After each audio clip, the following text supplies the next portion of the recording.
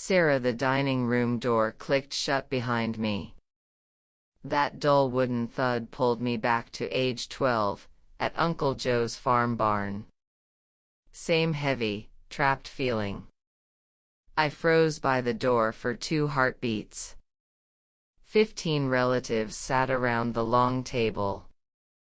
All froze mid-motion, 15 pairs of eyes locked on me. Mom Margaret sat straight across the doorway, wine glass halfway lifted, mouth open mid-sentence. Dad Robert sat on her right. His jaw ground non-stop, like he chewed a rock he could never swallow. My sister Lila huddled by the far window. She looked thinner than she did at Grandma Elaine's funeral 3 months ago. She didn't look up. She stared at her cold, untouched steak. Margaret snapped out of shock first. "You're here." Her voice dragged slow, leaving space for me to apologize. I said nothing. I walked to the empty seat next to her and set a beat-up manila folder beside her wine glass. I spent 3 nights sorting, printing and binding everything inside. 22 years of hurt fit into a folder thinner than 1 finger. Margaret glanced down at the folder, then forced a thin smile. "Is this Grandma's stuff?" "We agreed tonight's just family dinner, no fighting over inheritance." "No," I cut her off flat. I pulled the chair out and sat. Uncle Tom sat across from me. His stare felt cold, the same look he gave the night my parents dropped me at the farm, no hate, just watching unwanted baggage. "What's inside?" Dad's voice scraped rough, like sawing raw lumber. I laid both palms on the closed folder. "Before I open it, I need to ask one thing." Margaret set her glass down hard. Her fake smile stayed stuck, but her eyes turned icy. "Ask away." 22 years ago, the night they sent me to Uncle Joe's farm, Grandma Elaine showed up at your front door, right? 3 full seconds of silence hit the room. Margaret's smile melted off her face. Dad's jaw stopped grinding. Lila lifted her head a tiny bit, but said nothing. "Why dig up old garbage today?" Margaret's voice shot high and sharp. "We all came for a peaceful meal, not ancient fights." "I came to eat, sure. But I need the truth first. Grandma knelt on your carpet and begged you to keep me. She said she had cash, an extra bedroom, and would never ask you for a single dollar of support." Dad slammed his cloth napkin on the table. "Who fed you these lies?" "Grandma told me a month before she died. She lay in the hospital bed and squeezed my hand while she told every detail." Her mind was gone by then, Margaret rushed the line, like she'd practiced it for 20 years. She couldn't remember straight. Her head was crystal clear, I said loud enough for everyone to hear. Aunt Sally sucked in a quiet breath. Kate nudged my elbow under the table, begging me to stop. I ignored her. "She knelt before you that night," I kept going. "You said Uncle Joe needed farm hands. You said I'd make too much noise and ruin Lila's study time for school tests." No one spoke. The heater hummed inside the walls, like a fly stuck somewhere. All Margaret's salon makeup and neat styling fell apart on her face. Her lips parted, but no words came out. Dad stepped in to cover for her. Grandma was too old back then. Her memory was spotty. She couldn't care for a teen girl alone. Did she never kneel? I asked. No, Dad said firmly. Did you never say I'd distract Lila's schoolwork? Nope. Did you never sign papers to send me away? Dad's lips pressed into a thin white line. He had no answer. I nodded slowly. Okay. I flipped the folder open wide for the whole table to see. Page 1 was a scanned Polaroid of 12-year-old me by the barn. I wore an oversized flannel shirt, jeans rolled 3 times, mud-caked rubber boots. Mom cut my hair short right before we left, claiming it would be easier to manage on the farm. Grandma's handwriting marked the photo's back. She didn't cry the day they took her away. I slid the photo over to Margaret. Her left hand twitched, like she wanted to flip it hidden, but she froze mid-move. Why hold on to this all these years? Her voice shook softly. Grandma gave it to me when I turned 18. She brought a full photo album out to the farm that summer. Every baby shot, every childhood picture, nothing missing, all the way to this barn photo. I pulled out the second sheet, a scan of Grandma's letter written on my 13th birthday. Her pen pressed so hard ink blotted the cheap paper. I turned it toward Dad. Wanna read it out loud for everyone? He only glanced once, and refused to touch the page. This is Grandma's writing? The first letter she mailed after I left home. All she begged for was one weekend back to celebrate my birthday. We never got any letter like that, Margaret shot back fast. You sent a reply, I said, sliding page 3 dead center so every aunt, uncle and cousin could read every word. It was Margaret's cursive, no mistaking the loops and slants. She wrote I would mess up my farm routine if I visited home. Lila needed full quiet for exams. Grandma had no right to complain, since she didn't fight hard enough to keep me. I tilted the letter toward Margaret. She stared at her own words like an unknown contract she'd signed. I didn't mean it that harsh, she stammered, glancing at Dad for help. He wouldn't meet her eyes. I stacked the letter back and pulled out page 4, a typed timeline of my whole life without their care. 13 to 34, every hard milestone laid out plain. 13, woke at 4:30 a.m. daily to milk cows, walked 2 miles to the school bus. 0 calls from you too. 14, learned to drive the tractor, stacked 2 pillows just to hit the clutch. No birthday cards sent my way. 15, worked weekends at the local vet clinic mopping floors and bathing strays. Boss Dan taught me animal care free. You never checked in once. 16, got my driver's license. Uncle Joe gave me his beat-up pickup. Not one congrats text. 17, straight A's all through high school. No tutors, no parent study nights. Only Aunt Mary sat beside me knitting while I studied. 18, got into vet school. Uncle Joe lent me $3,000 for tuition. No message celebrating my acceptance. 22, graduated with my vet license and landed a full clinic job. No graduation note arrived. 24, married Mark at City Hall. We only had dinner with Joe and Mary afterward. You didn't show up, no wedding gift. 26, had our daughter Ella. No flowers, no calls asking how labor went. 28. Had our son Noah.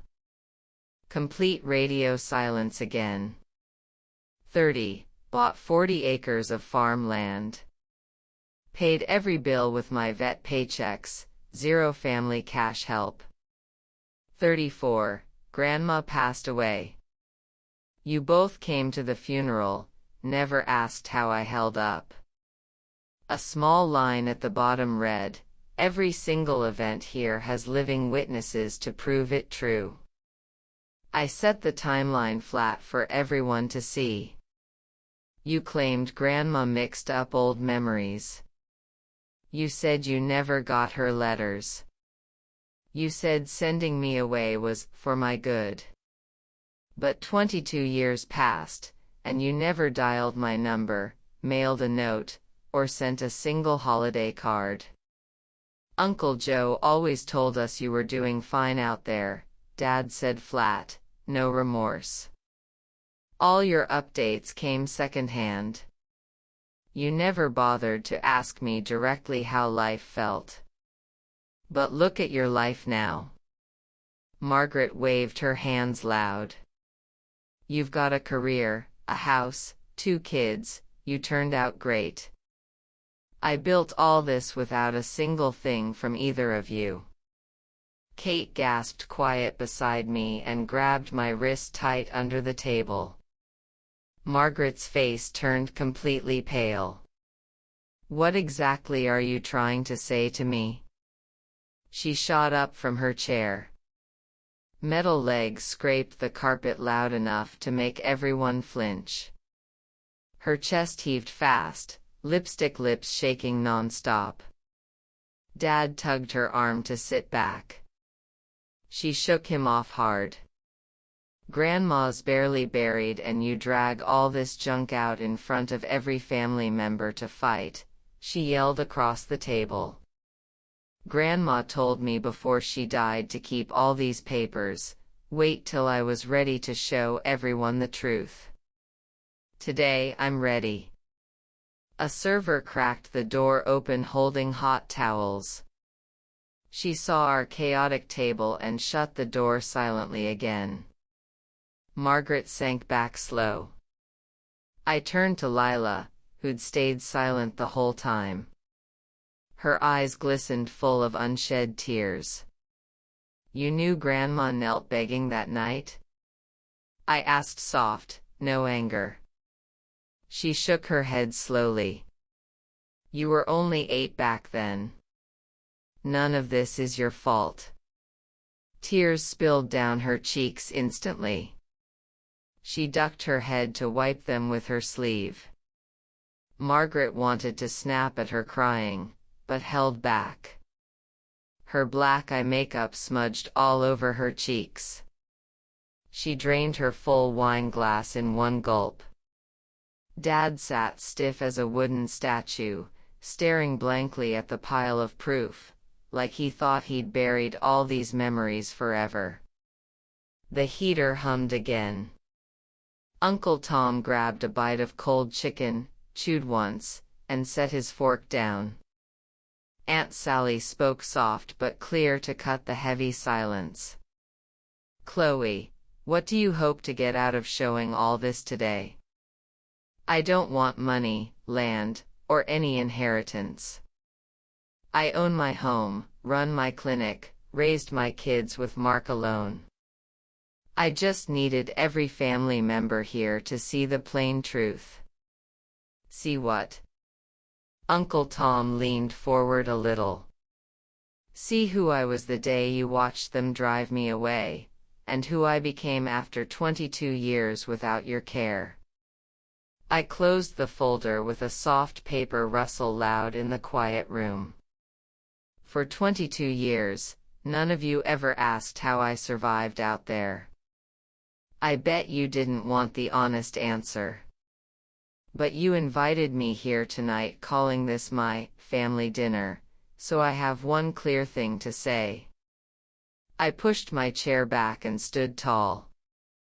I haven't had a real home with you two since I was 12. I built my own from scratch. No one stood to follow me or beg me to stay. I reached the door before Lila's shaky voice called my name. I paused half a second, never turned around, and pulled the door wide to step out into the hallway. The hall lights glowed warm gold, softer than the harsh white bulbs in the dining booth. I walked to the restaurant's front glass door and stepped under the metal awning. Thin cold February rain fell invisible, pricking my cheeks sharp enough to bite bone. I tucked the folder tight under one arm and fished my truck keys from my coat pocket. Footsteps clicked behind me. I turned to find Kate rushing out, jacket unzipped, hair messed up from the cold wind. "You okay?" she asked. "I'm holding up." "Why rush out in the rain like this?" "My truck's just a short walk over." She stared at me worried. "Margaret hasn't stopped crying inside." "Robert won't say one word to anyone. Lila buried her face sobbing after you left." I glanced down at the folder's damp corner, wet from rain seeping through the awning gaps. "Why didn't you tell me any of this years back?" Kate asked quiet. "You never asked how my childhood went out on the farm." She smiled bitter and nodded once. "Fair enough. You should head back to dinner." I lost my appetite completely. "My car's parked right next to yours. I'll walk with you." We tramped silent across the wet asphalt lot. Streetlights stretched our shadows long over rain puddles. I unlocked my truck door. Kate called out before I climbed in. "Chloe, you don't even want one honest apology from them?" What I needed most they took from me 22 years ago. An apology now means nothing at all. I hopped into the driver's seat and slammed the door shut. I cranked the engine. Windshield wipers swiped thin rain streaks away, blurring streetlights into soft gold smudges. I drove 2 blocks before my grip loosened on the wheel, my palms soaked all over with nervous sweat. I rolled the window halfway down, freezing wind blasting my face to calm my tight chest. Bluetooth buzzed, Mark's name popped up on the dash screen. I hit answer. "Hey honey, how'd the family dinner go?" His voice rough from welding dust, warm all the same. "I left before we ate anything." "Did you grab a bite at least?" "Nope. I slow-cooked beef stew all day." Ella and Noari both asleep upstairs. "I'll heat you a full bowl when you pull in." I stared at the endless thin rain streaking the windshield, watching faint house lights glow far down the rural road. "That sounds perfect." I hung up, turned the truck heat up high to chase the winter chill away. I set the manila folder on the empty passenger seat and drove toward my 40-acre farm, where my real family waited safe and warm. That restaurant fight was not the end. If you thought that dinner scene wrapped all loose threads, you had no idea how much hurt sat buried in our family after 22 years of silence. I got home late Tuesday night. Mark pulled the stew pot from the crock pot and set a steaming bowl on the marble island. He leaned against the stove drinking beer. He didn't push me to talk right away.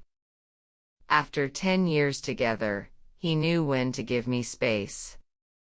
But I spread every page of Grandma's folder across the counter and walked him through every painful detail. Mark flipped each paper slow, sipping beer after every page. When he hit Margaret's cruel reply letter, he set the can down quiet and grabbed my wrist the way Kate did under the table. Silent support, no yelling or rage. He finished reading the timeline, crumpled the empty beer can and tossed it in the trash. Since when you been putting all these papers together? The day Grandma passed away, I told him. She called me weak from the hospital bed. She said she hid a rusted iron box up Uncle Joe's attic, stashed inside an old wool trunk. She told me to wait till after her funeral to grab it, said every letter and photo inside held proof I'd need someday. What's inside that metal box? Letters back and forth between her and Mom for 20 years. Grandma's calendar notebooks covered with tiny notes tracking every big moment of my life, old Polaroids, even secret notes Mom and Dad wrote arguing about sending me away. One short letter Mom wrote weeks after I left said the house felt so much quieter without me around. Mark stayed quiet a minute, then told me to rest once I finished stew. Wednesday morning I showed up to the vet clinic. I spent hours cleaning a dairy cow's broken hoof wound and ignored my buzzing phone. When I finally washed up and checked it, 17 missed calls waited, 7 from Mom, 3 the shared landline, 5 Dad's cell, 2 Lila's teen phone. 2 unread texts sat in my inbox too. Mom's message: "You shouldn't have stormed off last night. Lila's falling apart. We need to talk calmly as a family." Lila's message: "Sis, please call me back. I need to talk to you private." I stared at the words 30 seconds, flipped the phone face down, and got back to work checking farm animals. Mid-afternoon Kate called me. I stepped outside into light snowfall, leaning against the clinic's wooden wall. Mom called my own mom first thing this morning. They argued over 2 hours straight, Kate said. Margaret swears Grandma made all these stories up with a foggy old brain. She claims I got brainwashed living on the farm to make up lies to embarrass her.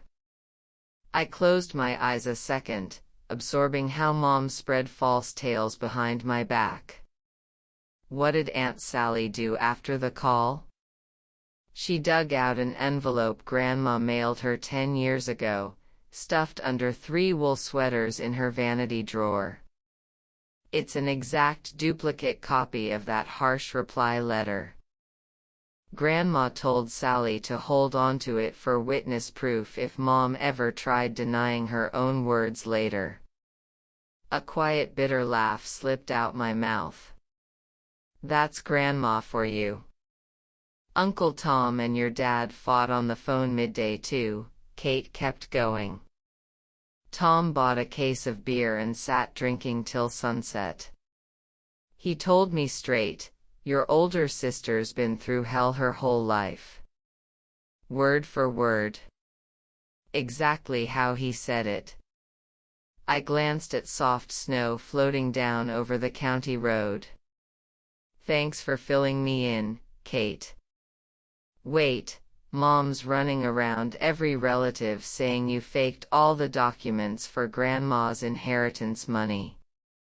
I never mentioned a single dollar the whole dinner night. I know you didn't. But she went to a probate lawyer this afternoon. Sarah saw her there working the front desk. My grip tightened on the phone. Is this about Grandma's will? Her lawyer specializes in estate disputes. She sat in that office an hour looking furious when she left. Grandma's will got read 1 week after the funeral. Everyone showed up including Mom. I was there too, Kate said. But she's hoping to dig up a loophole to fight it.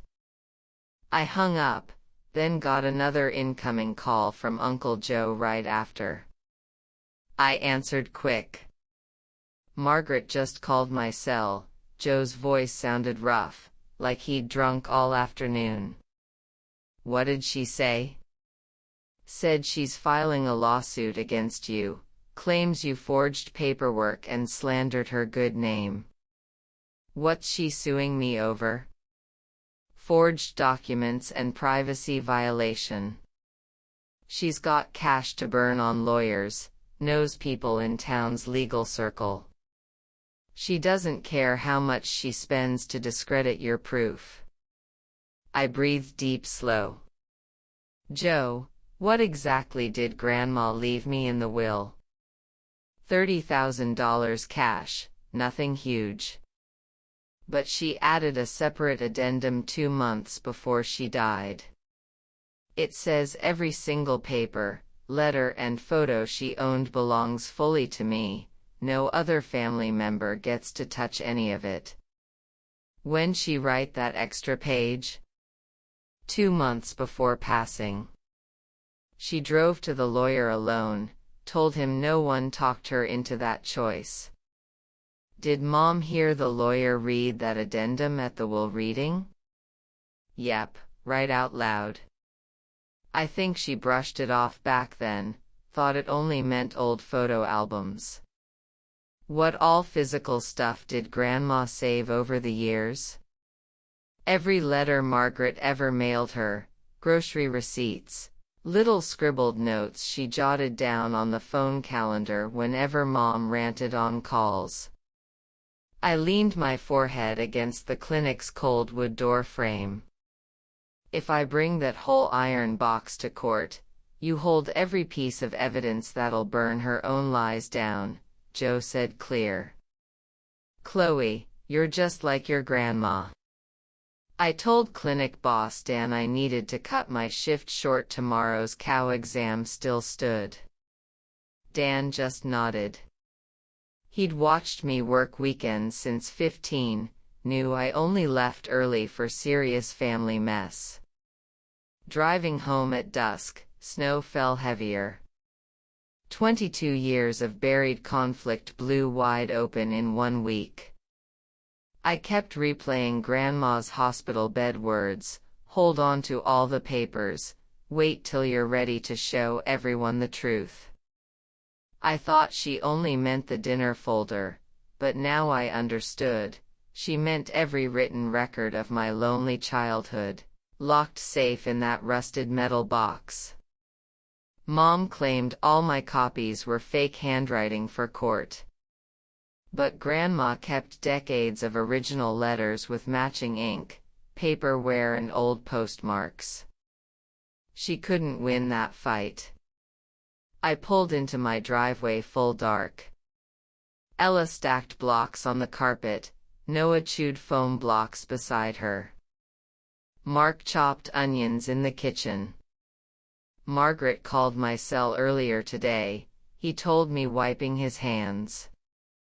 Tried convincing me to talk you into dropping all this conflict. I told her my wife makes her own choices, I won't pressure you. Tomorrow I need you to drive me out to Uncle Joe's farm, I said. To grab that iron box? He nodded instantly. I'll come first thing morning. I slept decent that night. I worried about Mom's lawsuit till 2 a.m., but the thought of Grandma's full trunk of proof calmed my nerves. Grandma lived 87 years and saw every fight coming miles ahead. She wrote that will addendum, stashed the iron box, made Aunt Sally save a backup letter. She didn't just protect me. She handed me all the keys to face the truth on my own terms. Thursday sunrise I headed to the clinic first, helped a dairy cow give birth to a healthy heifer calf. The wobbly baby stumbled to its mom for milk. For a second I flashed back to 12-year-old me standing alone at the farm barn door, unsteady and scared too. At 9:30 a.m. Mark and I drove 40 minutes east to Uncle Joe's farm. Snow piles lined the two-lane road, bare birch trees thin through white drifts. cattle-dotted frozen pastures staring at our truck. Uncle Joe waited on the front porch with steaming coffee, wearing faded thick winter outerwear. He nodded silent and led us inside the 40-year-old farmhouse. The air smelled like dry lumber dust and Aunt Mary's slow soup. Mary pulled hot herbal tea for me before we headed up the narrow attic stairs. We gotta grab Grandma's storage box hidden up top, I told her, blowing warm air into my cold hands. Joe grabbed a flashlight and led the creaky steps. The attic held stacked suitcases, broken chairs, and piles of newspapers. Joe dragged a small rusted black iron trunk out from under thick wool blankets in the far corner. "We never unlocked it once since Grandma hid it here," he said. "She told us only you had the right to open it after she passed." I lifted the trunk down to the living room coffee table. Mark stood behind me with a gentle hand on my shoulder. Joe and Mary sat quiet on the sofa. I popped the rusted brass latch open with a soft click. A sealed envelope with my full name sat right on top, Grandma's heavy handwriting clear. I tore it open slow to read her final note. "Chloe, if you're opening this box, I've already left this world, and you're finally strong enough to face all the old hurt we hid these years. Every letter, calendar scribble and note inside holds proof of everything that happened the night they sent you away. You don't have to read every single page, only what you need to stand firm for yourself. You don't owe anyone forgiveness, ever. Just remember this simple truth: you were never extra, never unwanted. Love always, Grandma." I read the note twice, folded it neat and set it back before sorting the piles one by one. First stack held every letter Margaret mailed Grandma from age 12 through my 30s. Early short holiday notes slowly shrank down to tiny receipt scraps with rushed greetings, never a single line asking how my life was going. I pulled out a note dated my 14th birthday. Mom only wrote I must be busy with farm chores, 0 birthday wishes. Aunt Mary watched me flip pages soft quiet. "You holding up okay?" "I'm fine," I told her honestly.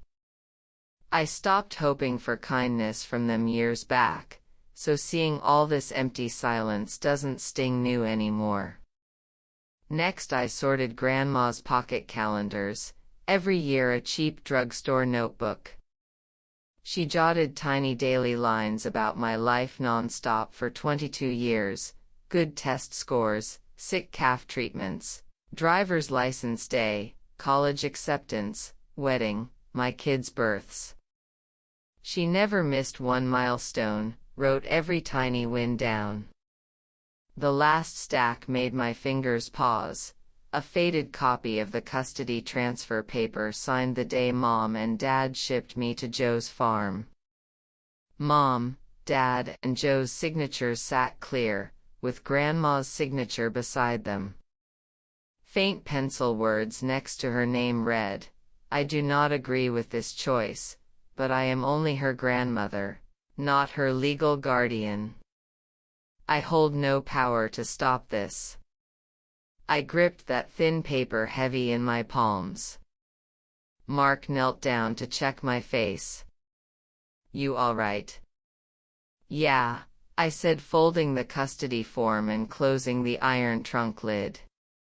"Margaret called my cell again this morning," Joe said flat. "Repeats she's filing suit for public privacy violation over the letters you showed the family. She's suing me for sharing her own written words in front of blood relatives." "Yep, that's exactly her lawyer's claim." "Has she thought about the privacy she stole from me shipping me off at 12 without asking my opinion?" No one answered. Mary refilled my tea mug to warm my cold hands. If she pushes through the lawsuit, I'm fully ready to fight all the way through court, I told Joe clear. You sure all these papers hold enough proof to win? I'll submit every letter, calendar note, and custody copy as evidence. I'll hire handwriting specialists to match every word to her pen strokes. I don't want cash or apologies. All I ask is every word she ever wrote gets read out loud in open court. Joe stared at me a long moment, then clapped my shoulder gentle once.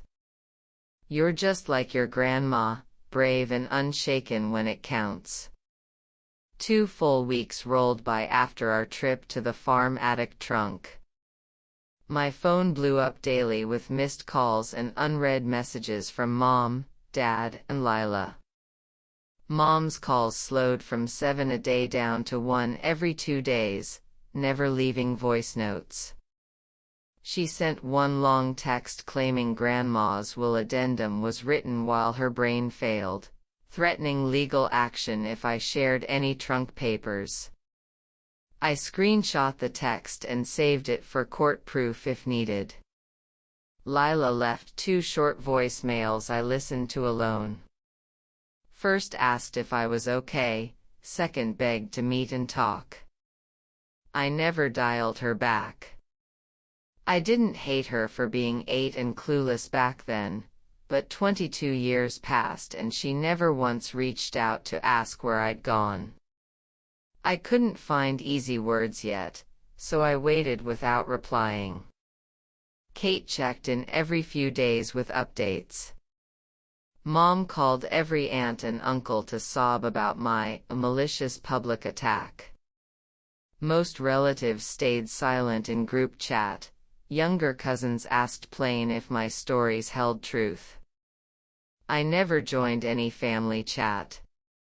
One Saturday mid-morning while I checked horses at a stable, an unknown law firm number popped up. I answered between wiping antiseptic on a horse's belly wound. A male lawyer spoke sharp formal. Ms. Miller, I deliver formal legal notice. My client alleges you violated her privacy sharing private letters at the dinner. We demand you destroy all copied documents and retract every statement you made. Send the legal letter to my home address. I'll sign for it and review fully. The lawyer paused confused. Do you grasp the serious legal consequences here? I run a vet clinic full-time. I understand paperwork and evidence. Mail the notice over, I'll respond properly. He read my address and hung up fast. The stable teen helper Mia watched me finish treating the horse. Aren't you upset? Anger doesn't fix broken animal legs or broken family secrets, I told her simple, going back to work. That afternoon I told clinic boss Dan about the legal threat. He slid his reading glasses off. My daughter Rachel works family and probate law in Madison. Want me to pass her number over?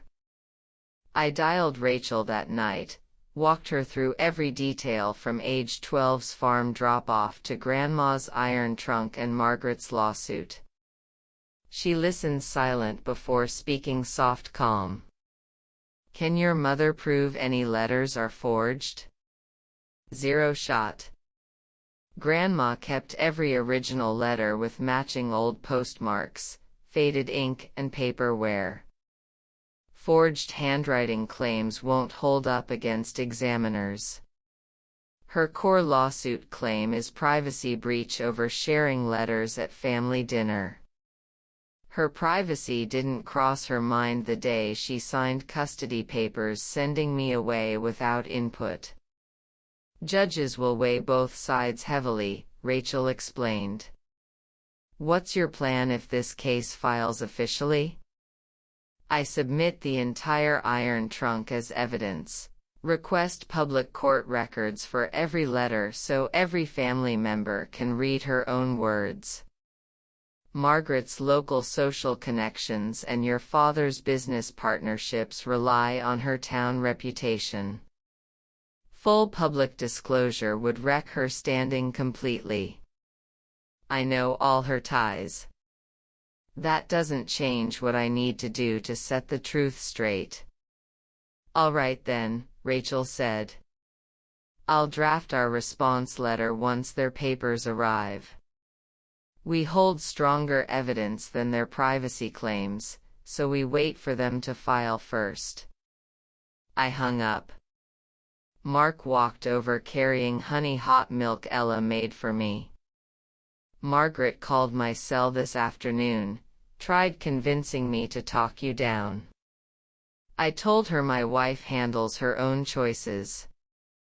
I sipped warm milk slow, watching Ella and Noah play blocks, their giggles washing away stress for a minute. The first Tuesday of March the official court summons arrived in my mailbox. Margaret filed 3 claims: unauthorized distribution of private correspondence, intentional reputational harm, demands I destroy all copies and apologize publicly to relatives at the dinner table. I scanned the summons and sent it to Rachel instantly. She called within 10 minutes flat. She's suing over damaged reputation? We counter with her own handwritten letters as hard evidence.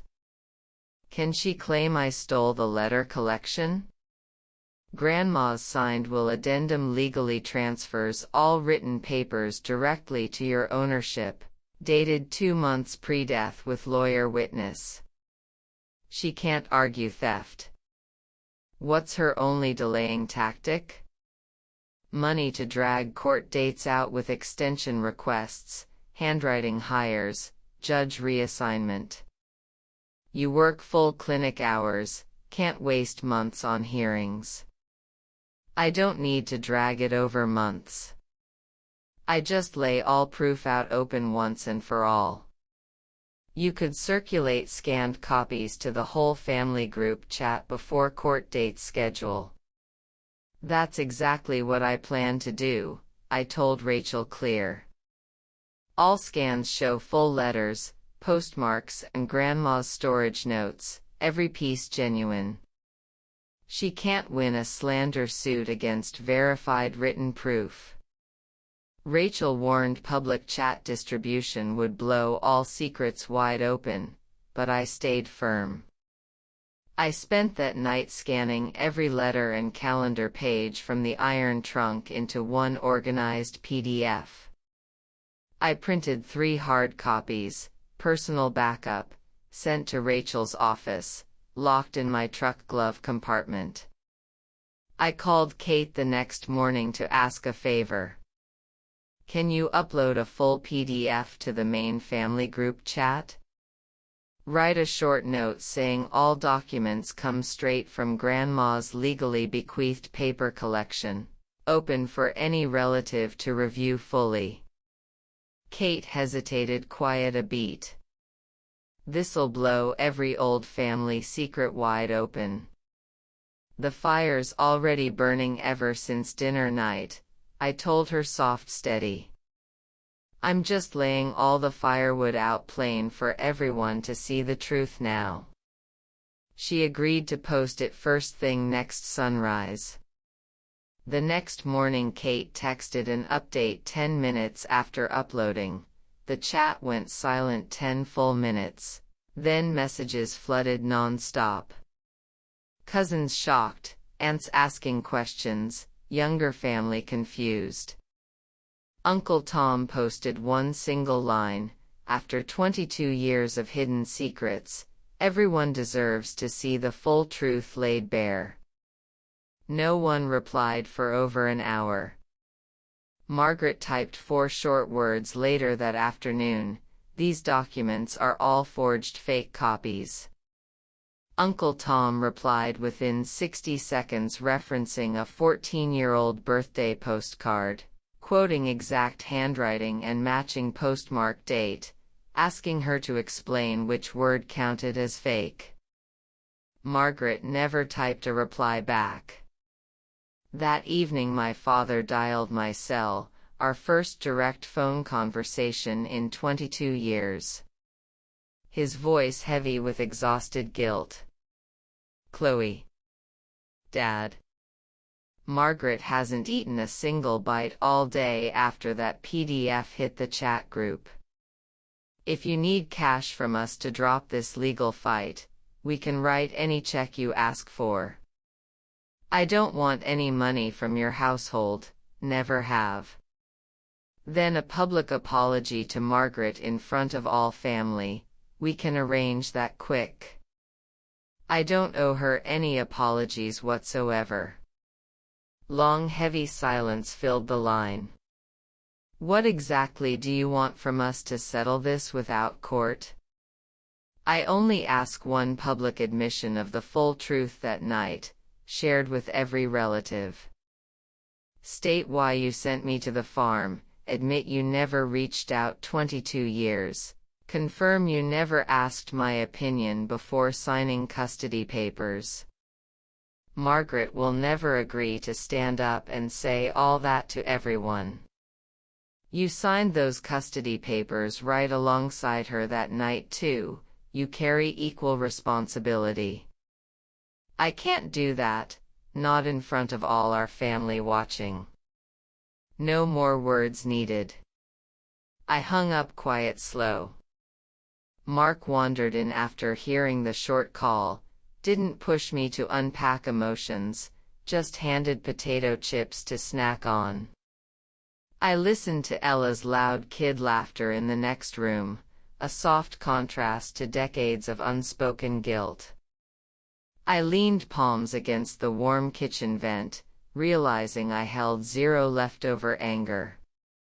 All expectations for Mom and Dad died back at 12 on the farm barn doorstep, leaving empty quiet space in my heart. 1 week before court hearing, a hand-delivered letter arrived at the clinic mailbox, no postage. I tore it open to find Lila's neat handwriting. "Sis, I sat and talked with Mom for hours yesterday. I told her I won't testify against you or stand on her side in court. She cried and demanded to know who I support, but I told her I pick no sides. Growing up, Mom lied and said you only stayed 2 weeks at the farm for vacation. I waited months for you to come home, never dared ask questions, scared of the answer. I watched you climb into Uncle Joe's truck that night, stood pressed to the window crying where no adult noticed. I never knew you lived a hard, lonely life all those years. I don't demand you talk to me right away.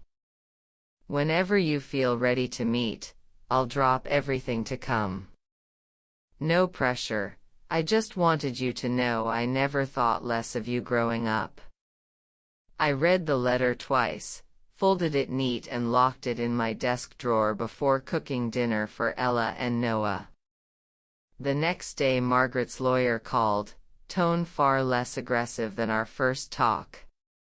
"My client wants out-of-court settlement to drop all legal claims." "What settlement terms?" "Name any reasonable conditions, I'll negotiate." Margaret's signature fast.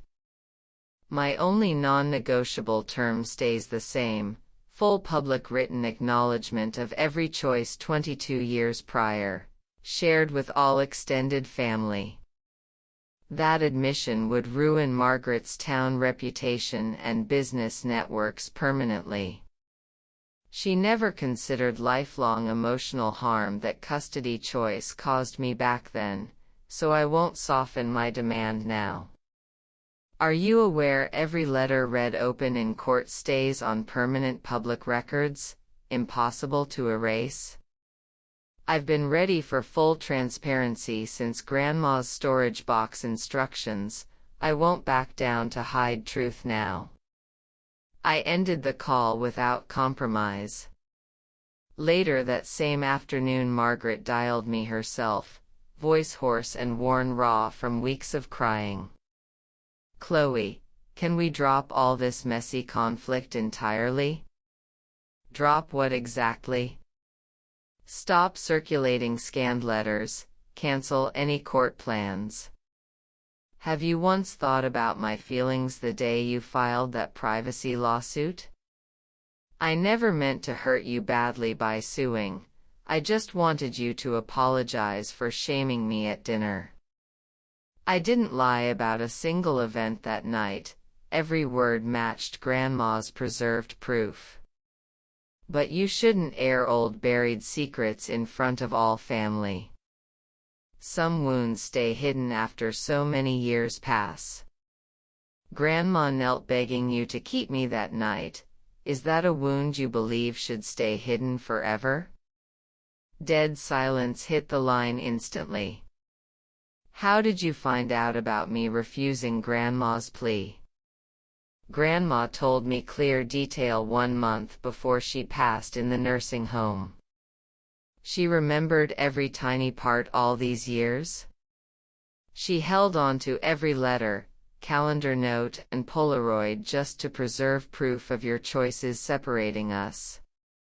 Margaret's breath came fast and shaky, crumpled tissue rustling audible on her end. "Did you spend all these 22 years hating me deep down inside?" "I don't carry hate anymore. All anger faded years ago, after I built my own farm, marriage and kids far away from your household's quiet rejection. You locked me out permanently at 12, so I stopped trying to fit your perfect family a long time back. I'm still refusing to withdraw the summons unless you post full public acknowledgement to all relatives," I told her firm steady. "You can post in the chat, mail signed letters, or host a private gathering, any format works, as long as every blood relative hears the unfiltered truth from your own words. What if I refuse to write or say any of that publicly? Then we proceed through all court hearings, submit Grandma's iron trunk as trial exhibits, and let a judge rule on all 3 claims you filed." I hung up after 4 minutes of tense conversation, ending 22 years of buried family damage once and for all. The following morning, a long 2,000-word post appeared from Margaret in the family chat. She admitted sending me to protect Lila's study space, never asking my 12-year-old opinion, ignoring Grandma's desperate kneeling pleas, and avoiding contact for 2 decades out of guilt. Her final paragraph confirmed every scanned letter and calendar note I shared came from genuine original documents Grandma preserved. Zero fabrication from my side. The chat stayed quiet for minutes after upload. Uncle Tom typed 1 short line, "Received and acknowledged." Kate messaged her mother private. Sarah sent a teardrop emoji. No more argumentative messages followed. Margaret sent a 1-line private chat message right after posting. "I've contacted my lawyer to file lawsuit dismissal paperwork." I chose not to reply. That same afternoon, I took Ella and Noah to the town park. Melting snow left damp, muddy grass. Mark sat on a bench sipping coffee while kids ran wild. Lila texted a short, simple line a few hours later. I read Mom's full post. "Are you holding up all right through all this heavy conflict?" I typed 4 short, calm words back. "I'm doing just fine."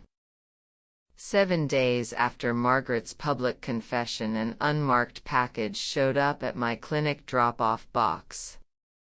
Inside, an old Polaroid of 8-year-old Lila and 12-year-old me in Grandma's backyard holding melting vanilla popsicles, both grinning suntanned, my arm wrapped around her small shoulders. Lila's handwriting on the back, taken the afternoon before they drove me away. I kept this hidden safe all these years. I taped the Polaroid to my fridge beside Ella's crayon stick figure family drawing. Margaret filed full paperwork dropping all 3 lawsuit claims 1 week after her chat confession. Dad never spoke a single public word addressing the separation, but Uncle Tom relayed a quiet message weeks later. Dad sat on his farm porch smoking half a pack alone one afternoon, told Tom simply, "Tell her she handled all of this the right way." I thanked Uncle Tom while cleaning newborn calf hooves that afternoon. No strong emotional reaction hitting me hearing Dad's distant half-hearted praise after decades of silence. Grandma's rusted iron trunk now sits on my home office bookshelf. I rarely reread Margaret's cruel letters, mostly flip through Grandma's tiny calendar notes tracking every small happy milestone of my lonely farm years. Those simple lines remind me one person always watched and cared through every hard day growing up apart from my birth parents. Margaret deleted her 2,000-word confession post 3 days after uploading, but multiple younger cousins saved full screenshot copies as permanent backup records. Kate visited my farm months later for summer barbecue, watching Ella chase chickens while Noah dug mud holes. We sat on porch steps sipping cold lemonade. "Do you think Margaret feels genuine regret over sending you away?" "She's more upset her perfect mom public image fell apart for every relative to see, than truly regretful for my lonely childhood." Does her guilt weigh heavy on your mind these days? It's not my job to fix or carry guilt for choices she made entirely on her own back then, same as her choices didn't fall on my shoulders to fix. Kate smiled soft and repeated Uncle Joe's line, "You're exactly like Grandma Elaine, strong enough to stand firm for your own truth without needing anyone's forgiveness to heal old wounds." I laughed light and told her she mentioned that before. We sat quiet watching our children run wild across the backyard grass. Rachel mailed closed case paperwork once all claims dismissed. I locked it in a metal desk drawer and never pulled it back. Grandma's $30,000 cash inheritance sits untouched in a high-interest savings account for Ella and Noah's future college tuition. Occasionally I wake late night replaying fragments of that pivotal evening 22 years prior. Grandma sinking to the carpet begging, Margaret standing rigid refusing to meet her tearful eyes. My 12-year-old frame perched on a packed suitcase watching behind cracked doors. Back then I clung to faint hope they'd change their minds. That hope faded decades back with every unreturned birthday card and ignored phone call. I never returned to that downtown restaurant with the private dining booth after our brutal confrontation, only glancing quick away when passing on clinic supply runs. Those scanned documents and Grandma's iron trunk shifted our fractured family dynamic permanently, even if no paper could rewrite 22 years of lost time and broken parent-child bonds between Margaret, Robert, and me. The written records didn't turn cold distant parents into warm guardians overnight, but forced every blood relative to witness and accept the unfiltered truth they'd avoided discussing for over 2 decades of silence and guilt.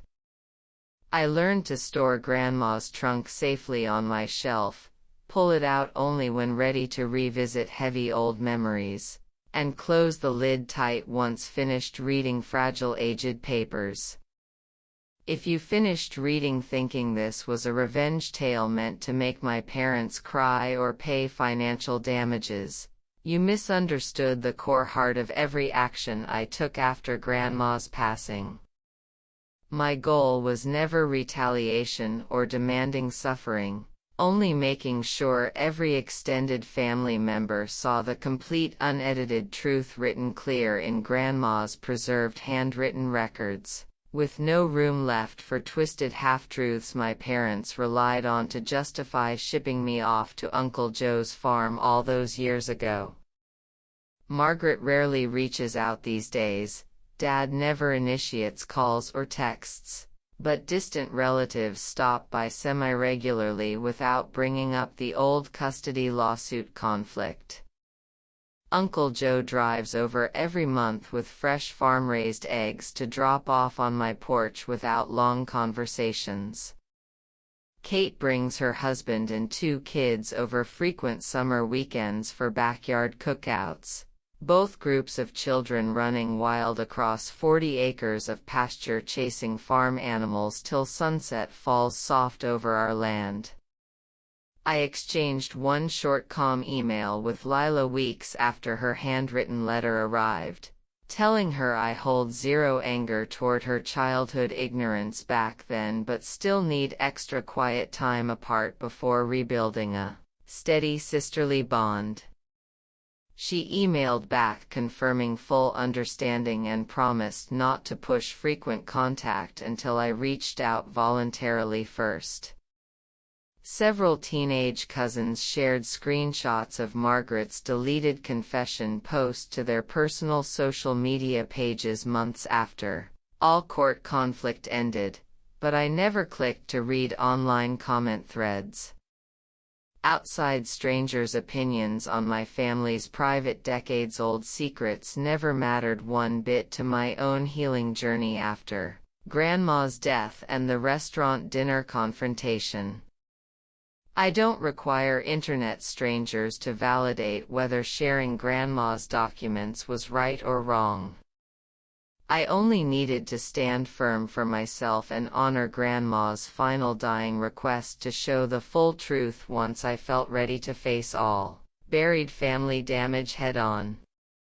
At 12 years old I stood alone on Uncle Joe's farm barn doorstep, confused and abandoned, forced to figure out survival and hard work entirely without parental guidance or support. Every tough early milk shift, tractor drive, vet clinic weekend shift and late-night study session built a steady solid path forward, one slow careful step at a time, each hard-earned milestone carving permanent clear footprints leading me toward the happy independent farm life, loving marriage and 2 small kids I hold close today. Those footprints stretch long behind me now, forming a full life path entirely separate from the suburban household that chose to lock me out permanently all those years ago. I pull Grandma's rusted iron trunk down off my office shelf once every few months to flip through the Polaroid of 12-year-old me, standing covered in mud by the farm barn door, faded handwritten lines scrawled across the back. She didn't shed a single tear the day they took her away to live on the farm. I never cried climbing into Uncle Joe's pickup truck that afternoon 22 years prior, only because I watched Grandma standing on her front porch sobbing, silent, waving goodbye as the truck pulled away, her tear-streaked mouth forming a promise she kept faithfully for every single year after that day. I'll come visit you as often as I possibly can, baby girl. Never stop loving you no matter how far apart we stay, separated by miles and family distance. Grandma held that promise without missing a single year for 22 full years, driving the 40-minute rural highway trip out to Uncle Joe's farm twice every 12 months to sit and chat with me through all my teenage, college and young adult life milestones, writing every small happy update of my days down inside cheap pocket calendars so she'd never forget a single small detail about my growing life separated from my birth parents. You don't need dozens of family members loving you to live a full, complete, happy life. Only one single steady loyal person holding unbreakable care for your heart through every lonely hard day growing up apart from the family meant to raise you from childhood forward. That one person was always Grandma Elaine for me. Her iron trunk full of saved letters and tiny calendar notes a permanent lasting reminder her quiet unconditional love never left my side through all 22 long years of parental neglect and lonely farm labor growing up without mom and dad's care at home.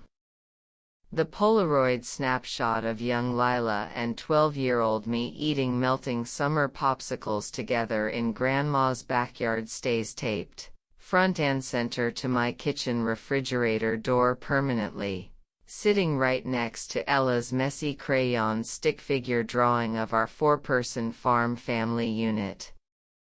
I glance at both photographs every single time I prepare evening dinners at home each night, soft quiet peace settling over my heart watching those two younger versions of myself captured frozen in happy summer moments before the custody transfer split our small sibling bond apart for over 2 decades of lost contact and unspoken family hurt. This quiet, gentle balance of old preserved childhood memories and my current safe, happy farm home life feels perfect enough for me. No more desperate chasing for the parental love denied to me back at age 12 required to fill empty spaces in my heart anymore.